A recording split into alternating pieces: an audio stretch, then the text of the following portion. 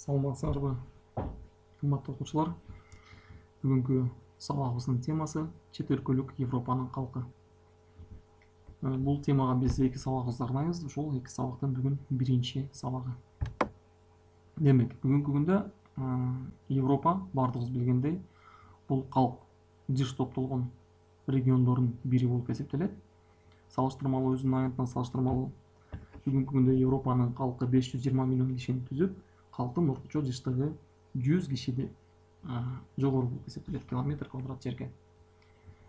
Картадан биз көрүп турабыз. Демек, Европанын өнүккөн өлкөлөр жайгашкан тарапта албетте калктын жайгашуусу жогору, жыштыгы жогору. Ал эми түндүк тарапта жыштык төмөндөйт.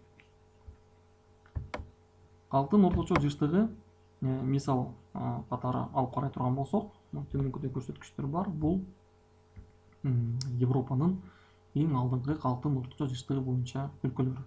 Демек, биринчи орунда Монако өлкөсү турат. Бул көрсөткүч боюнча Монако өлкөсү дүйнөдө биринчи орунда. Калктын жыныстык курамы. Дүйнөнүн жыныстык курамы боюнча картасына биз силер менен көрүп тургандай, бүгүнкү күндө Европа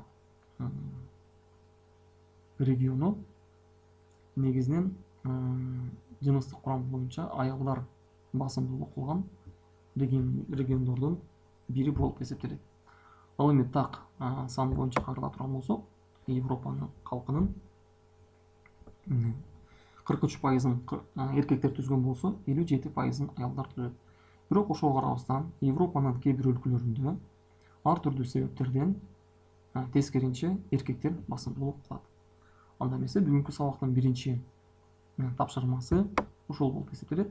Жыныстык курамда эркектер басымдуулук кылган өлкөлөр, Европанын өлкөлөрү кайсылар жана эмне себептен ал өлкөлөрдө эркектер басымдуулук кылат. Кийинки жаш курамы. Бардыгыбыз жакшы билгендей, 10-класстын географиясында биз силер менен карап чыкканбыз. Европанын калкынын жаш курамы боюнча бир канча өзгөчөлүктөр бар болчу. Биринчи өзгөчөлөнгөн негизги өзгөчөлүк бул албетте карылардын санынын салыштырмалуу көп болушу болчу. Анын далили катары биз силер менен төмөнкү таблицада көрүп турабыз диаграммада. Демек, калктын 20% жана 20%дан ашыгы бул карылар түзөт экен. Бул көрсөткүч боюнча чет өлкөлүк Европа бардык региондордон эң алдыңкы орунда турат.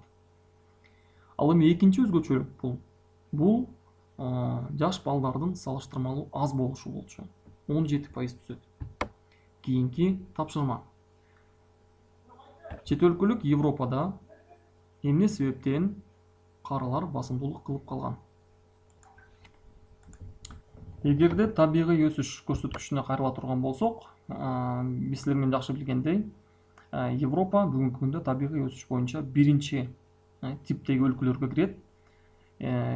Эгерде эсиңерде болсо, биринчи тип табигый өсүштүн биринчи тиби бул төрөлүүнүн көрсөткүчтөрү өлүм жетим көрсөткүчтөрү менен тең болгон учурда болчу. Мына мунун көрсөткүчү төмөнкү картада, төмөнкү сүрөттө көрсөтүлгөн. Демек, төрөлүү көрсөткүчтөрү негизинен 10 болгон болсо, өлүм жетим көрсөткүчтөрү дагы 10 болуп, жыйынтыгында табигый өсүш 0 же болбосо табигый өсүш төмөн.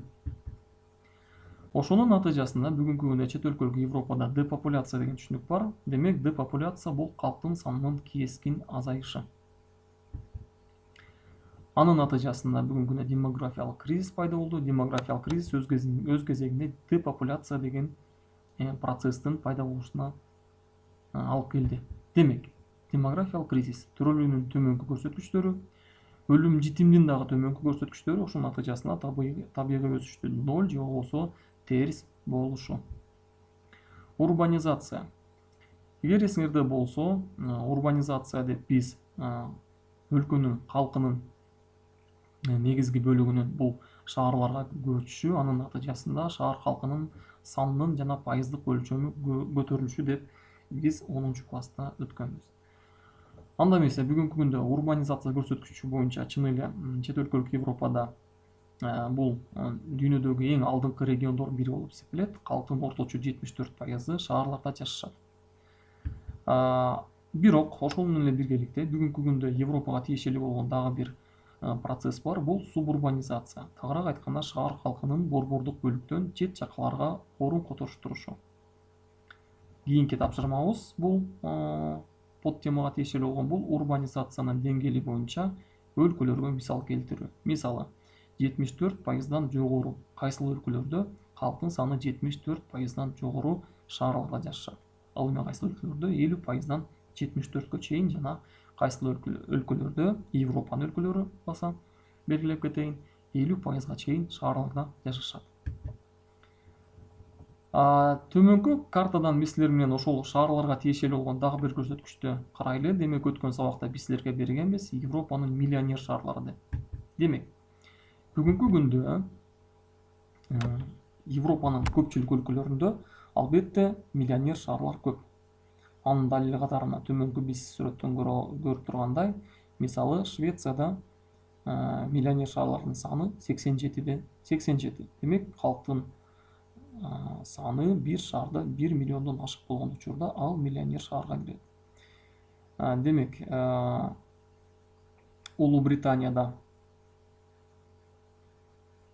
7, Германияда 6, Италияда 5, Францияда 3, Польшада 3 шаар. Бул калктын саны 1 миллиондон дагы жогору, бул 10 миллиондон ашык болгон шаарлардын саны. Демек, ошентип бүгүнкү сабакка тиешелүү болгон теманы жыйынтыктайбыз. Демек, сабакта берилген суроолорго жооп жазып, тапшырмаларды аткарып келиңиздер.